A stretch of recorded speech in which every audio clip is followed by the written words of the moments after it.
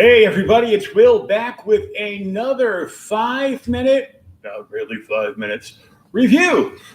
Today we're going to take a look at the Adventures of Byron from our friends over at Scout Comics.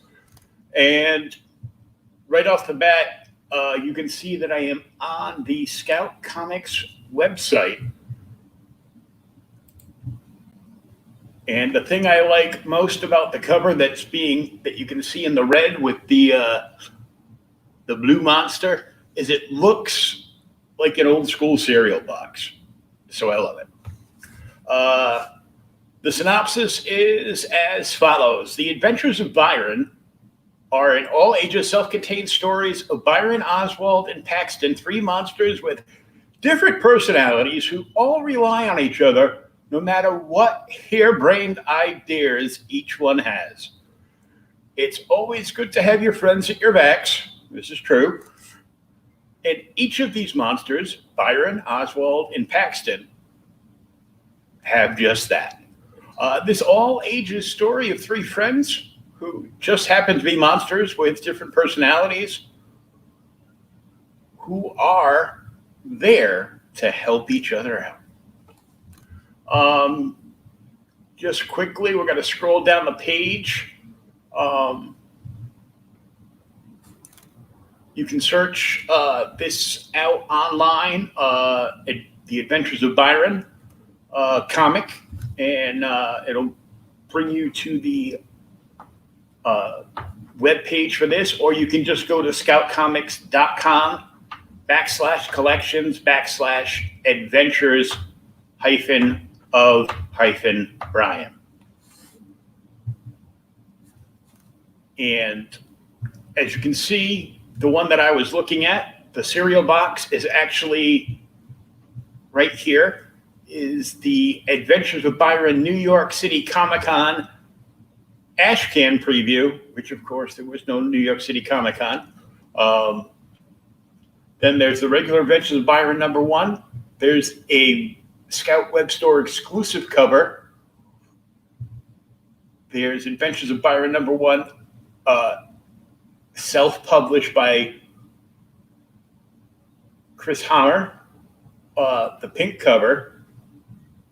There's a variant purple cover, but that is completely out of stock. There's a self-published regular cover. There's a web store exclusive 9.8. Now you're talking some money. Adventures of Byron #1 digital copy for a couple of dollars less than $1 less than the regular. And there's a CGC Adventures of Byron #1 self-published Katie Cook variant cover signature series 9.2 self-published regular cover 9.6 available, and a CGC Great Adventures of Byron New York City Comic-Con Ashcan preview, a 9.8 available as well. So we're going to talk about this book that I highly enjoyed. And I would describe it as Rick and Morty meet Monsters, Inc., which is basically what it is. Now, I get to look at a special page that so far StreamYard can't share content from an Adobe Reader, so I can't give you pardon me, any kind of sneak peek. But this was supposed to come out February. I'm not sure if it did or not, or it might have been solicited. I'm sure it's still available at your local comic shop. I'm sure they can, if they don't have any in stock, that they can reorder for you, or you can order it right directly through Scout Comics. It's all up to you. Depends what you're looking for. I know Scout supports every single one of its books with all kinds of merch. So if this ends up being a book you like, you can always go back to the Scout store and get coffee cups, T-shirts, all manner of cool stuff. If you're like our good friend Rylan Grant, you can probably even buy a skate deck with Adventures of Byron on it. So the cover alone, the regular cover had me hooked. The Adventures of Byron, chills, jolting tales of action, suspense, and unexpected stuff. So The Adventures of Byron is written, illustrated, and cover art as well. He wrote it, he illustrated it, and he did the cover. I want to call him Chris Hammer, but it's Hamar, or I'm butchering the name because it only has one M in it. So we will just call him Chris. And Chris was giving a helping hand by Noel Sabai on colors. Scout production was David Byrne. The chief executive officer over at Scout Comics is Brendan Deenan. Publisher and chief executive officer James Pruitt. Chief strategy officer Tennessee Edwards. That is like the coolest name ever. And president of Scout Comics is James Hayek III. Now, this book has a dedication for Amelia and Sally. And on Instagram, you can find the page for this book at Adventures of Byron Comic, all one word. So, just to hit on some of the strong points, picture Rick and Morty, but they're monsters from Monsters, Inc. So you take Rick and Morty and you take the two main characters from Monsters, Inc. and you squish them together. And that's basically what they have. So basically you have these two harebrained, that's a pun because one of the monsters is kind of like a rabbit, monsters that decided it's going to be a good idea to go to the human world and quote unquote borrow, aka steal, their socks. Yes, this is all the great sock caper.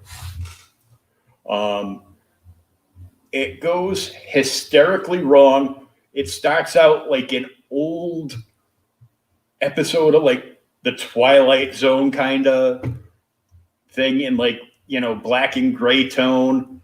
And, the husband asking the wife where the socks went, and you hear snicker, snicker, snicker. And the son yelling mom because he can't find his sock, and then snicker, snicker. And there's basically portals coming up through the floor under the beds, and they're stealing all the socks. Which, they think is hilarious. And what I thought was hilarious is they had this guy called Bartelheim who looks like Mr. Bones. It's just a skeleton in a, inexpensive suit who is the narrator of the book, which cracked me up even more. This is friggin' epically hysterical. And he has like these big, long conversations with you. Like the first time as he's introducing you to the book, after it goes in like a couple of pages, it's an entire full page of him and these big, huge word balloons. And then it goes to some crazy, like, spilled paint down the black and white screen colors. And then you go to the monsters world where they're counting socks. And if you look around, you'll see certain socks are from certain other things that you might recognize. The first one, of course, screams out real loud, is a Spider-Man booty sock. So, and they're counting them all up, and all of a sudden, the monsters aren't the bad guys. The socks are, because the socks are alive. And then they have to go for help. And that's all I'm going to say story-wise about this book. If you're not hooked on it yet, the next thing I'm going to tell you will hook you on it. They put all kinds of parody old school ads, like from 60s and 70s comic books, in this book. And the first one is what would be a commercial for the monsters. And it's like a big gulp from like a 7-Eleven kind of store, but it's called Schmaltzy, cool, delicious, and full of fun. Yes, I'm being over the top on purpose. And it's a big monster, and he's wearing what seems to be an alive tree trunk, but not Groot, for clothing. And then he's got this ginormous Slurpee with a red and white striped straw and a red and white striped cup and all this blue goop coming out of the top. And there is an earthworm with a big Western mustache and a cowboy hat coming out of the Slurpee. And down the bottom is a 10-cent off any size Schmaltzy coupon. So yeah, you get a coupon. And what's funny about this is because all the commercials, all the ads they put in this book that are the spoofs.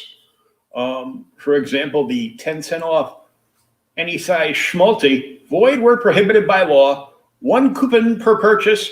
Offer expires December 31st, 1977. So hopefully you read stuff before you cut it out of a book, but that's pretty funny. The art is whimsical and a little kooky. I think they're trying to keep in step with Scout Comics' most famous book, That Rabbit. But there's, it's bright, it's colorful, it's hilarious. There's all kinds of things you'll spot in the background that'll, probably crack you up, because as it cracked me up. But this is just a fun comic, and it's fun for all ages. It is so wacky and silly. It's funny, but it's like silly over the top. But it'll put a smile on your face, and in this day and time, we need all the smiles we can get.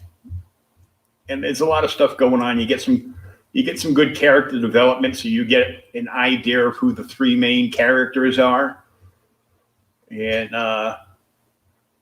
as far as I know, each issue of this will be self-contained, so it'll be a one and done. But I don't see why they're not going to continue this for a long time. This is just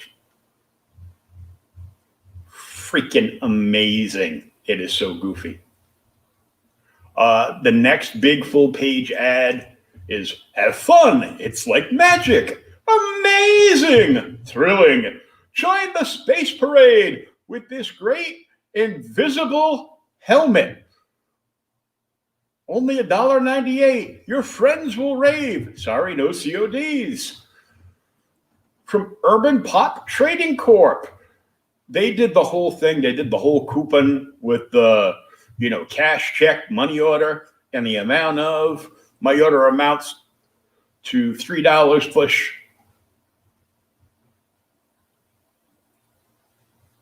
Send me the following gifts: a skull, a horse head, snakes, sagulatories. It's just funny. I'm not going to read the whole thing. And there was one other one. I'm just scrolling down my special review copy.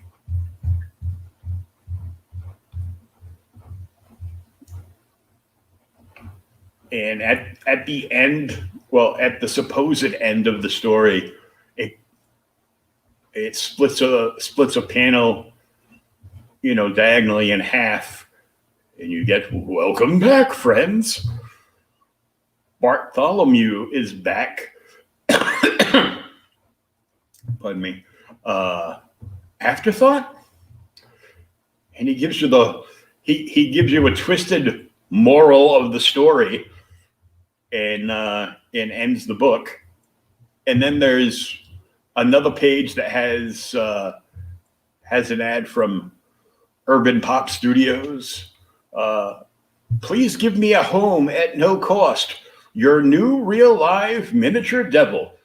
Supply limited right today. There's also any photocopied 20 billfold photos, $1 sent upon approval.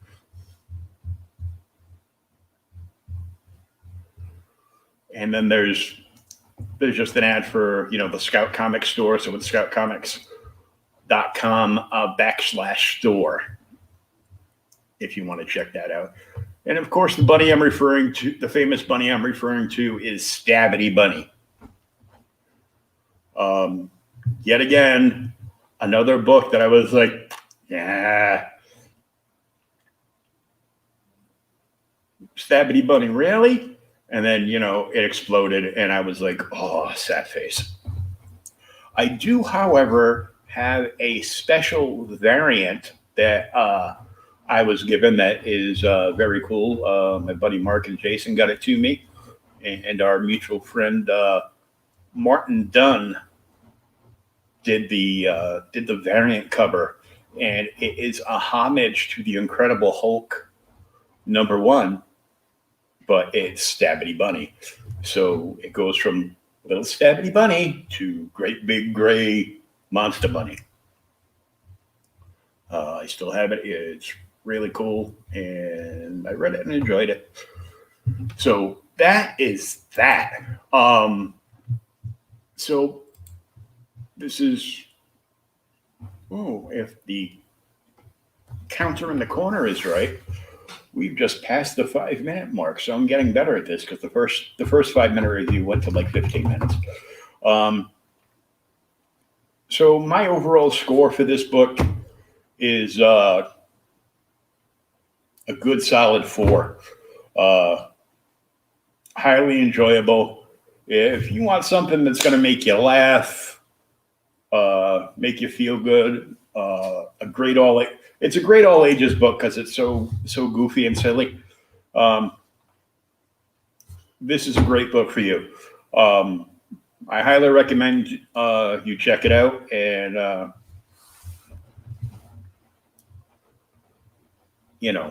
hit up your local comic shop and grab yourself a copy of it. Or if you don't have a local comic shop, you can, I'm sure, order it from any online retailer or directly from Scout Comics. Like I said, it's a solid 4, very well written, tons of humors all throughout the book.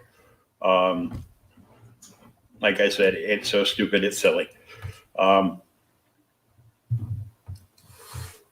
Good art for that type of, it's that once you see it, you'll understand what I'm talking about throughout. So like that sample cover you saw at the very beginning on the Scout Comics website, that'll give you an idea of what the art looks like all throughout the book. It's like that, only brighter, more colorful and whimsical. Like I said, Chris did everything in this book except color and publish it because it's Scout Comics.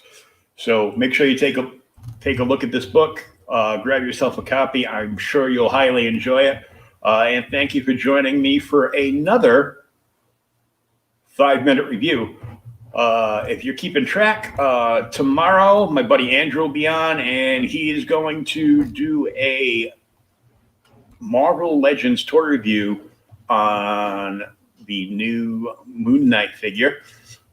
He's already done some special tweaks, so we'll talk about that, and then we're going to talk about his comic book career and a few other things. And then later on tomorrow night, Thomas and I will be back with the second part of our two-parter for Amazing Spider-Man 229, and tomorrow we'll conclude with 230 on OK Boomer from Spinner Rack. And Saturday, I will be back with another creators outlet with the writer for the Cult of Dracula indie comic. Until then, have a great night, and we'll see you in the funny pages. I hope you picked up some good stuff today for New Comic Book Day.